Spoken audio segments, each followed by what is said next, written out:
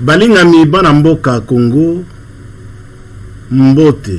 mbote lisusu bokutani malamu na kati ya Cape Congo TV chaîne bino chaîne bana mboka kitoko makasi na kati ya Cape Congo TV na kati ya diaspora na kati ya Cape Town bokutani malamu na kati ya chaîne bino chaîne bana mboka Cape Congo TV ya bino molobeli mwana mboka Steven Bosweli Papa Malachi mwana ngando akufaka na mbongete bazali kosala video oyo mbango pona ko lakisa ete biso ba congolais tozali bongo na responsabilité munene ya ko jouer de façon à ce que mboka na biso etambola malamu pote mboka na biso etambola malamu et c'est que na biso ba congolais tous les peuples congolais tous se prendre en charge parce que vous allez remarquer était ba politicien on a bien mingi ba politicien na ba déshonorable député ou vous allez ko benga bango ba déshonorable député ba mosusu benga bango ba honorable député ngana benga bango ba déshonorable député parce que bazali ko mériter honneur té les politiciens ba mosusu benga bango ba politicien ngana benga bango ba politicien parce que mboa la ndakatse mokuwa raison pour laquelle mboka na biso za kotambola malamu te pamba te tozwana no ba dirigeant ya malamu te to ba politicien ya malamu te o bazali bongo na volonté ya kotambusa mboka na biso malamu raison pour laquelle moi personnellement na benga bango ba politicien au lieu de politiciens na benga ba politicien parce que mbola na mokuwa les honorable député ba mosu ba benga bango ba honorable député normalement esengeli benga ba honorable député so ba ko honorer ba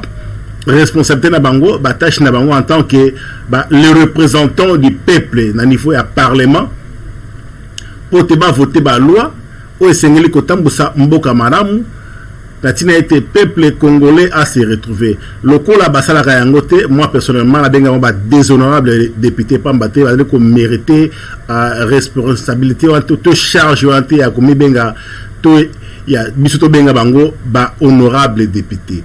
Mboka na biso na tozwa ba dirigeant ya malamuté, pambate lelo ba bengi Congo démocratique, mais na kati exercice ya démocratie Namboka Nyoso dans un pays qui se dit démocratique, vraiment, bah politicien, tout bah honorable député, bah un devoir mon nene parce que bah représenter un peuple, bah là pouvoir déléguer,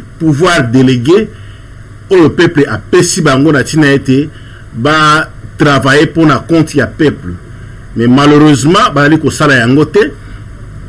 Pambate, bazali na intérêt mon côté pour na kolakisa peuple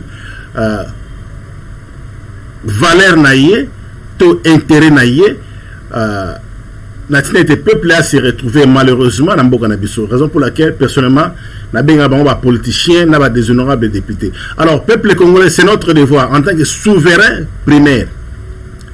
Biso ba peuple to ba souverain primaire.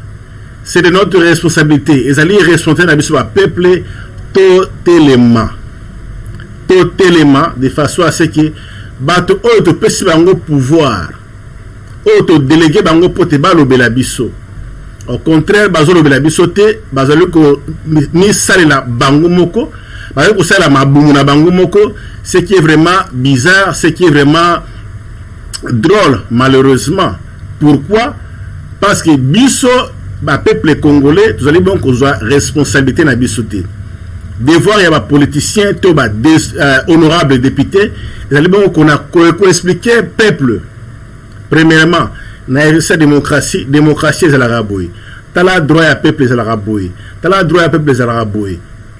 Mais malheureusement, comme ce sont des voleurs, des criminels, des assassins, mana tina ko expliquer peuple ba droit la été na exercice ya démocratie ndenge mboko etambolaka ba liko banga pourquoi parce que peuple soka ba droit la a ko réclamer ya ko zoma pratiquement inutile ba expliquer au mona mboka Congo mboka na biso zali ko tambola te na utukuluba parce que nan tozwa ba dirigeant ya malamu te on va expliquer peuple droit na ye pour te peuple a revendiquer yango na ndenge esengeli na ndenge exercice de démocratie partout dans le monde ndenge ezali. Par exemple awa na mboka Afrique du Sud, ngai na fa na mboka Afrique du Sud, awa peuple congolais, plutôt peuple sud-africain, je m'excuse, ayebi ba droit na ye parce que les sud-africains, les politiciens sud-africains, les honorables députés sud-africains, bah là, devoir, tout va expliquer à peuple, bah droit na yé,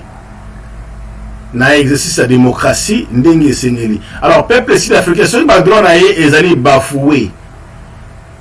Akala nini, selon Constitution Afrique du Sud, à revendiquer d'une façon démocratique, et parfois, peut avoir débordé pour moi, non, na ndenge wazo ke na ndenge ya kimi wazo réclamer bazo mona ba réponse moko à l'immédiat tété.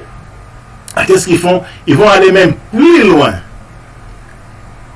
Ko buka, ko bebisa, ko sala ba marche, ils vont aller même plus loin à attaquer même les étrangers. Sauf na mboka oyo na kanisi boyo kana ba information xénophobie sala maka. Alors xénophobie sala maka ndenge.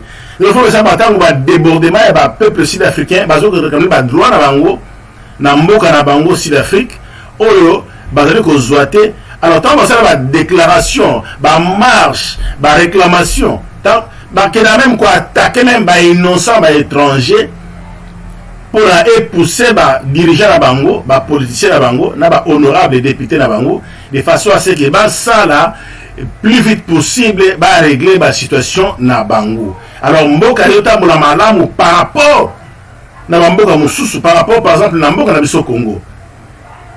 Le peuple a recommandé parce que pratiquement le peuple est droit na été. Ba expliquer droit na ezanini, démocratie ezanini. Hein? Pouvoir du peuple ezanini. Hein? Pouvoir par le peuple et pour le peuple. Donc, politiciens congolais, on a expliqué le peuple congolais. Malheureusement, alors, bisous congolais, peuple congolais, il faut que la constitution en Bogana biso. Bisous se faire vengeance. Pas de ce sont les politiciens qui mènent une bonne vie au Congo. Bazo tonga ba immeuble, bazo tonga ba ndaku ya grave, mwana moko na 10 20 ndaku politicien, avec ministre, avec député quelque part, bato na bandako bata mona ba jeep bata mamitu ka malamu para ki nzela kutu o bata mona mitu ka wana eza malamu te. Peuple alors se retrouve te, ce qui est grave dans la scène image image na mona eza ba série na osala vidéo mo mona ite osala vidéo mo moké pour la série en tout cas de malé to comprendre quand même que tout ça, les politiciens, tout ça, les politiciens. Ce sont des criminels, ce sont des voleurs qui méritent vraiment pendaison. Dans le cas où le penda, ils ont comprendre qu'ils méritent pendaison. Parce qu'ils ont mérité éviter les politiciens congolais. Ce sont des voleurs, ce sont des criminels. Dans le cas où ils ont image mais de façon à ce que et rafraîchir biso mémoire mamuke to mekana ko kanisa to mekana ko penser sur comment mboka na biso zali ko tambola. Image mo zali ko leka école na katia la je crois province ya Mongala, je crois, où à l'époque c'était Équateur. École va pesi na kombo ya ministre moko songolo pakala ya éducation ya mboka Congo ba pesi kombo ya école na kombo na ye. Mais tala ba condition ya école wana en tout cas et ça n'inga pas simi na motema et ça n'inga ye mawa na bino non c'est pas possible. École oyo ya l'état ba pesi yango même kombo ya ministre, alors l'état koutwe et bimisin bongo mon côté et souni koute yoko mo pour l'école wana les villageois eux-mêmes baloki ba mabaya ba nzete ba kati ba sali école. Non, 21st century 21e siècle tilelo na mokili na mboka Congo na province ya Mongala to Équateur 21e siècle, les gens peuvent vivre comme ça. Non. Wapi bolingo ya mboka, wapi bolingo ya peuple. bafana kwiti botika kwiti ya fanatisme. Les tribal botika tribalisme. Vraiment tout l'ingambo canabiso et le ma Congo ezali bongo fanatisme parce que ba mingi ba mona to ba na vidéo o babete ayepe na yenda ba bongsa Congo. Non. Yo na ngai na yende to kosangana to sangisi makanisi po to tonga Congo na kati ya 21e siècle. Oyo peuple na ba mboka oyo ezali bongo organiser malamu baza ko se retrouver. Mais biso tout ça se retrouver parce que le peuple congolais pongi le qui est belé à cause de fanatisme, pongi le qui est belé à cause de fanatisme, pongi le qui est belé na mboka Congo à cause de tribalisme, ata songolo pakala zali ko sala malamu te. Loko azande konanga, loko azali moto a parti nanga, loko azali moto ya mboka nangai, tikala sala na sala nanga fanatisme, tikala sala nanga tribalisme parce que tika zaka wana attention azo bongisa te attention sala malamu te bénéfice kazande kunanga lokala muta parti nanga non c'est ça qui tue le Congo, c'est ça qui tue le Congo. Mboka wota mola boete biso faut se faire vengeance biso peuple congolais comme un seul homme biso tout comme to sangana comme un seul homme to tika ba parti pris totika ba position ya ba tribalisme, totika ba position ya ba fanatisme, alors to sangisa makanisi pour to tombola mboka na biso Congo na 21e siècle to ne fait century soko tali image na rocha sikoyo ya école na mboka Congo. Non, et puis singa e passe mingi na motema. Na rocha ba image mususu na ba vidéo mususu na rosala ya marché central. Na rocha image mususu ya hôpital général na Congo. Non, c'est pas possible. Non. Ba politicien congolais ba mitema mabe. Ba politicien congolais baza mitema mabe baza bandoki. Les politiciens congolais basami tema mabe atako ba yiba kango atako motema ngo ya mabe ya bien bondoki ya soroka. Non, pas jusque là. Tant que songo pakala ayibaki autant de millions na éviter bino bo sa na mbonga ba américain dollar bino ba politicien na ba déshonorable député congolais bo sa na mboka américain dollar. Tant que non songo pakala ayibaki 350 millions de dollars. Autant de millions de dollars, PDG boit des tournaki, DG boye, ministre boit des tournaki. Non, c'est pas possible. Bon, ça va à Congo. Et les Alimbongo Nabino, les Alimbongo ya peuple. Le Congo, c'est le pays le plus riche du monde entier. Le Congo, le pays le plus riche du monde entier pour la sous-sol à Congo. Na étendue à Congo. Na forêt équatoriale. Na ebele ya mai oyo nzamba apesa biso. C'est vraiment un pays hautement fortement béni. Mais bino ba politiciens congolais na ba déshonorables députés congolais vous allez connaître ce peuple congolais na ba empty promises ba promesses vides vous allez que lakisate peuple congolais ba intérêt na ye pour te réclamer parce que ce qu'on a réclamé vie na bino commis en danger.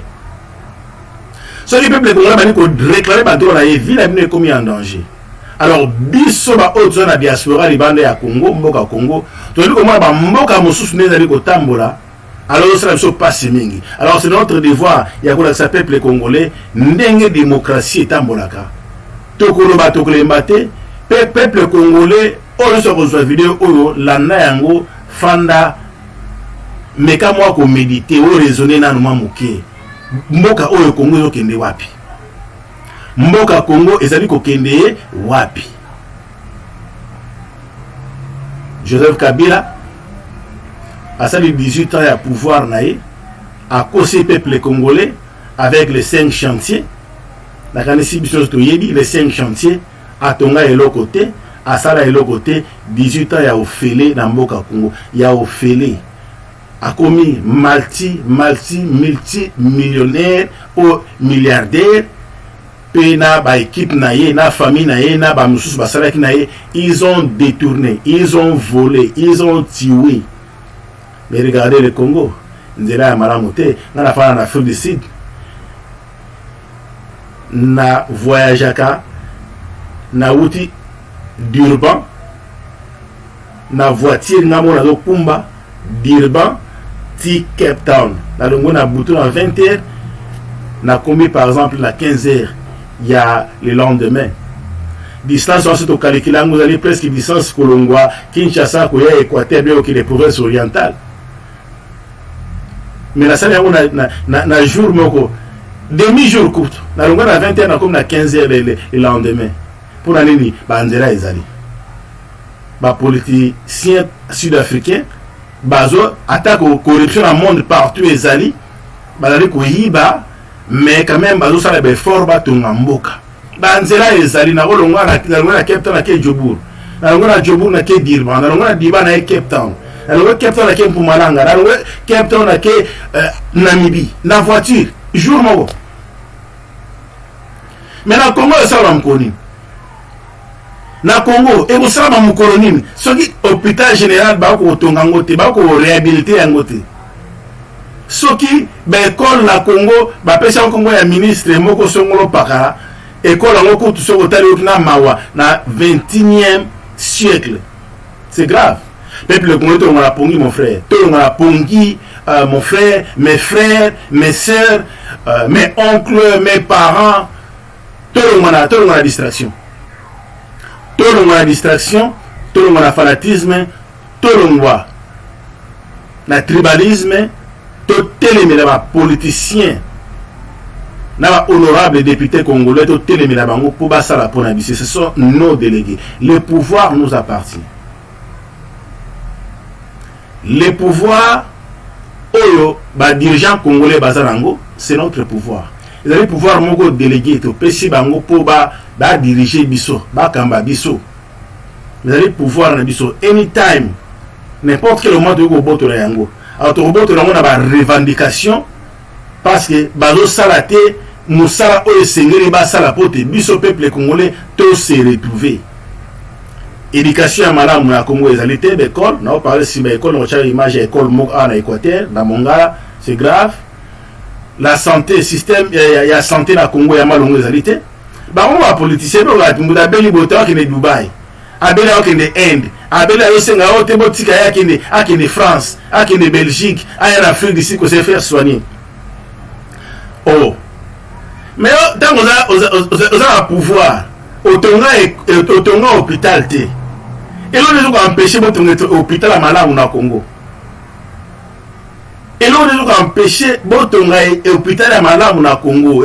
Et à Malamu, tant qu'on a pouvoir, de hôpital à Malamu na Congo, parce que ceux qui ont béli, au lieu qu'il est à Dubaï, au lieu qu'il est dans Inde, ou bien en Afrique du Sud. Ah, bah si l'Afrique va tomber en hôpital là-bas. Pour la mine, les politiciens congolais, ils vont à l'hôpital à Congo. Qui sont qui ont béli, le roi Boïbaka a un bon bob de Libana, Boziba un bon bob de Libana, votre mandat pour les Libana. Alors, ce qu'on béli, l'autre là qui est Dubaï, l'autre là Afrique du Sud. Non, votre à Congo. Votre à Congo. Bana ni botu na mama kitana ba université ya Malunga na Libanda ya Moka Congo. Botu na mama misusu basala na Afrique d'ici batanga abana bino.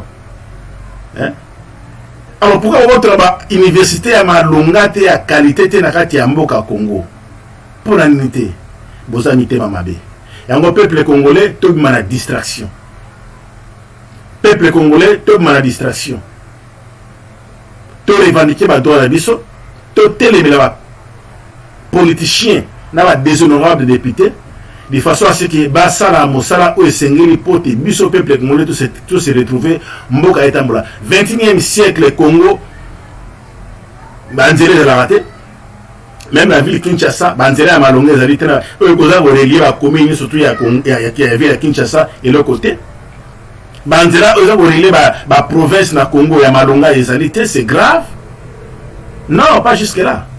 Quand ma promesse vide, on peut s'habituer. Ma promesse vide, ma promesse vide, ma promesse vide. Joël Kabila, 18 ans avec 5 chantiers, à ça les logos morotés.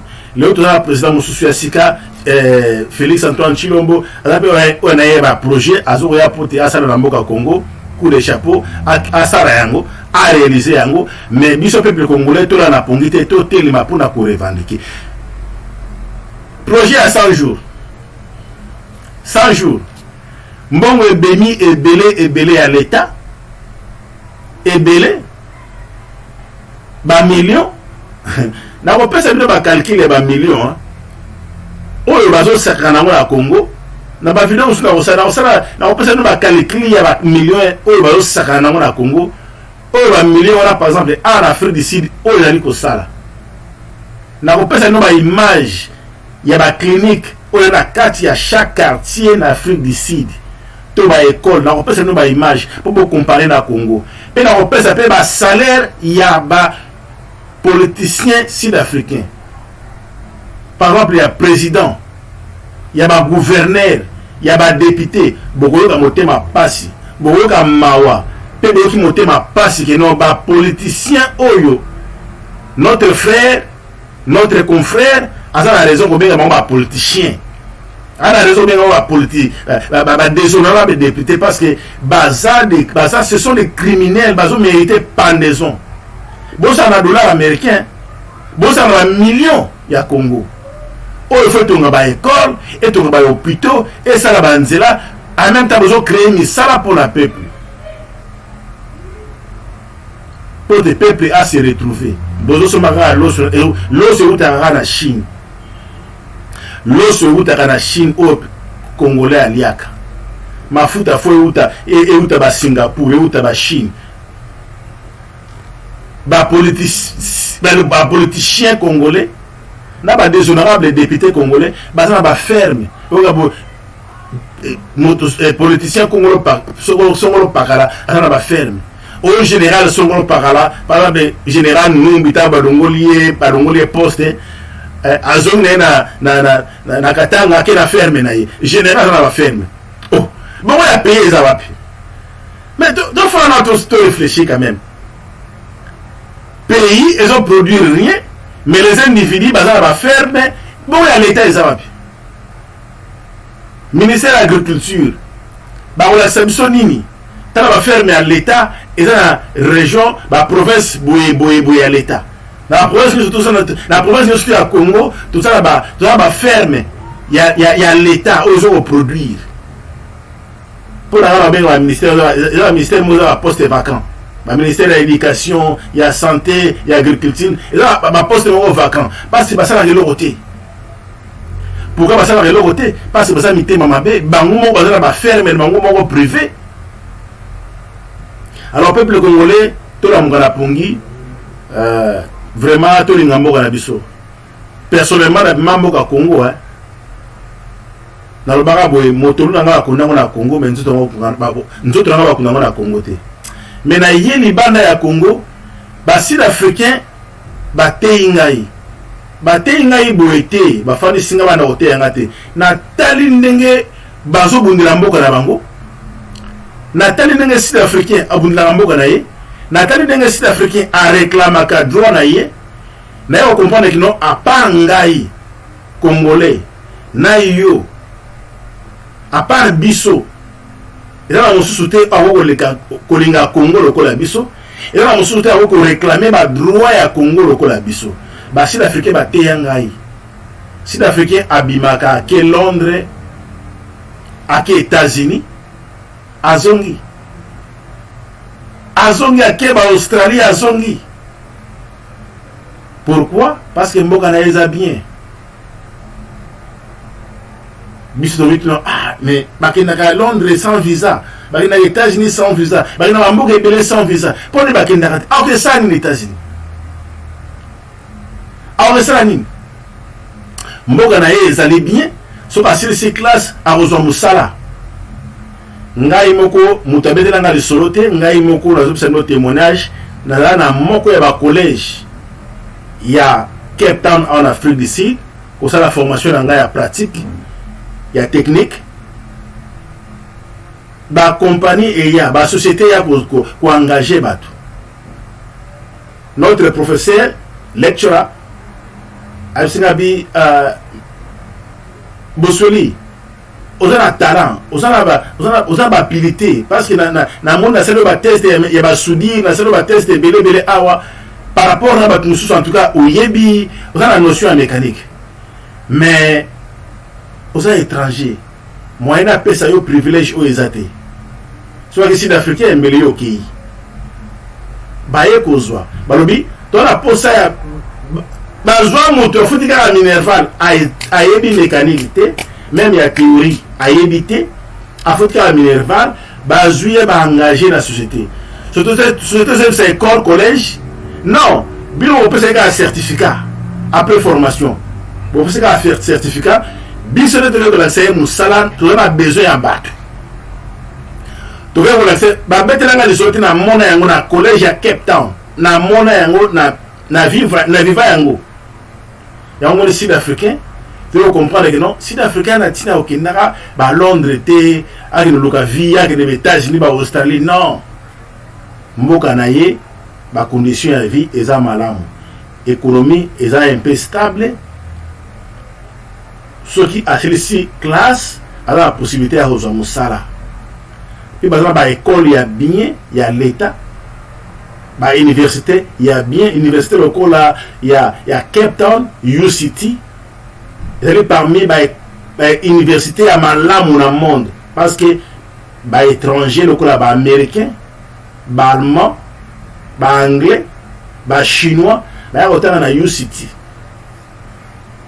ils ont na Cape Town na la fin dans la Cape Town na petit témoignage pour na yebi na c'est la tourisme même maraba américain même maraba allemand même maraba français même maraba australien même maraba te belé na c'est la tourisme yango na yebi mutabete nga lisolote na sola na bango ba étudiant a outi États-Unis et autant na UCT na Afrique du Sud na Cape Town na Congo pourquoi pas tout ça ba université ya kitoko lokola ba UCT to ba université o ezalaka déjà pourquoi ko réhabiliter yango te ko tshela yango ba laboratoire ko équiper yango na ba laboratoire na ba o sociali et sengeli pour des universités et la qualité internationale pour l'unité parce que mitema ya ba dirigeant ya mboka na biso ezali mabe ce sont des criminels bazo mériter pendaison peuple congolais ya bino mobeli mona mboka Steven Bosweli papa Malachi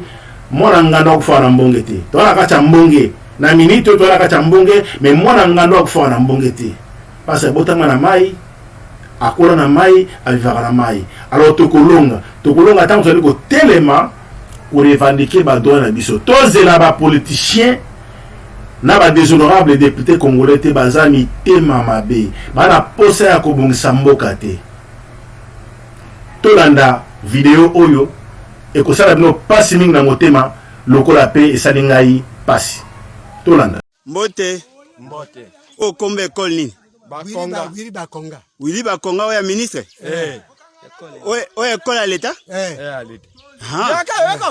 kombe école nini Bakonga. Comment on peut école Willy Bakonga? Ah, toi na mboka ni. Bokake. Ah.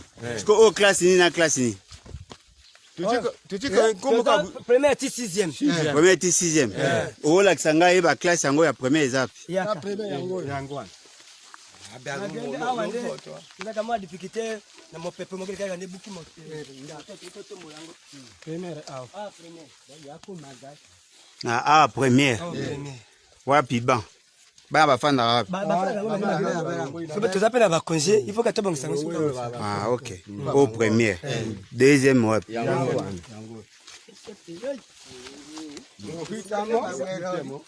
deuxième yango école Willy Bakonga deuxième yango oyo troisième bon ba tableau za ba koma wapi tableau la kisanga tableau kaina kisa tableau que tu tableau la kisa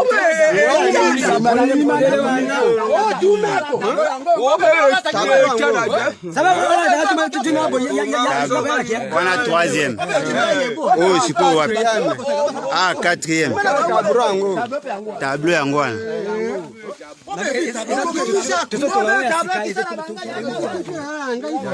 Ah, au tableau yango.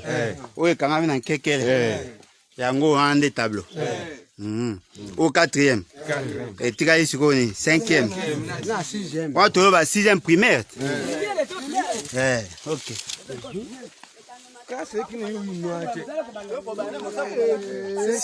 5e yango. O to mono nde baban. Yango baban. Ah OK. O 5e, 6e yango kuna. Yango. Au tableau à 5e. 6e de fois. Eza musala kubanda, ko to bana kubanda. Ah OK. Mwana 6e. Ah, au tableau à 6e. 6e primaire. Tola kama ndako ya biro. Ou kuna ndako ya bureau. Ya directeur. Ah OK. Ah, to za Bukakia non? Ah OK. Sikoyo nani WC zapi? Toilette. Bo classe école bandi mukumbula ni. Oh kaka mbulu. Ah ebandi sika. Ah OK. Bon, sikoyo lobana. Problème na bino ezani. Posa na bino ezawa basa nini? Elo ni bozangi. Souci na bino ezani. Bon, to keka bo po baninga pe ba mona. Souci na biso za boyi. Omole biso na ekolo oyo ya liboso kuna wala ngombe. Tuza trajet molai. OK. Fait vale soka 6 km. 3 km na ndamba. Mais les bana baza ko souffrir. Ba souffrir fo atambola tikuna. Tikuna. Sikonde tango peto zwipe epea papa Willy Bakonga. Ba de soka baye ba tebisa kola on est sikonde to bandiko. Pour renouveler mon salaire,